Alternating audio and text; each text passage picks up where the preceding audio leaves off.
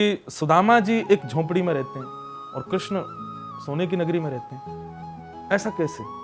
क्या एक ही गुरुकुल में गुरु जी की यही कृपा हुई दोनों पे? एक पे ज्यादा होगी, एक पे कम होगी? नहीं, ये सुदामा जी का शक है कि एक दिन सुदामा जी और कृष्ण दोनों जब गुरुकुल में पढ़ते थे तो एक दिन वहां पर भृगु ऋषि आए भिक्षा मांगने के लिए।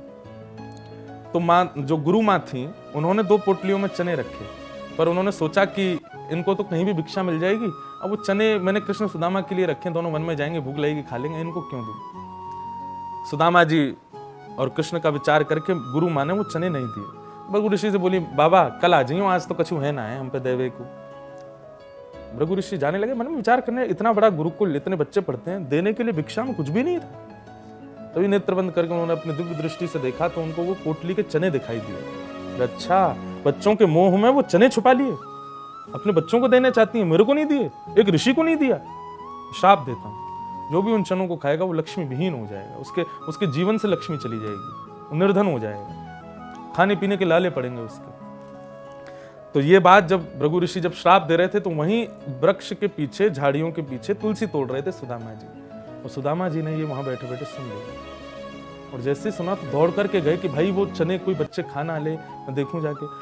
जैसे सुदामा जी गए, इतने में गुरु मां ने सुदामा इधर आ, सुन तू और कृष्ण आज दोनों वन में जा रहे हो, ये लो, ये तेरे पोटली है, कृष्ण की पोटली, चने हैं इनमें, पा लेना दोनों जाके। तो सुदामा जी वहीं निर्वाक हो गए, बोले कि अरे ये तो मेरे और कृष्ण के लिए ही थे।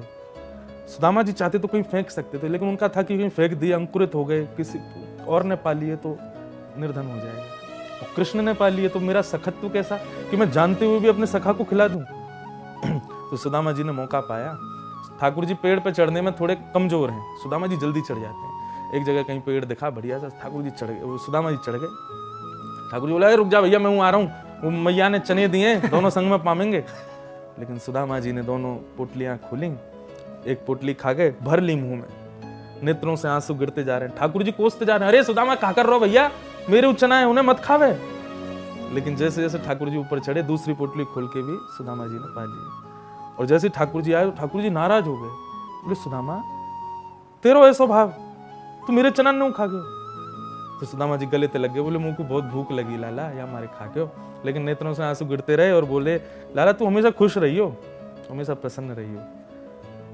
तो मेरे मन में भाव आता है कि द्वारिकाधीश सोने की नगरी के राजा है ना, तो इस सुदामा के बट की लक्ष्मी है ठाकुर जी के पास, इस सुदामा का गिफ्ट है ठाकुर जी के लिए।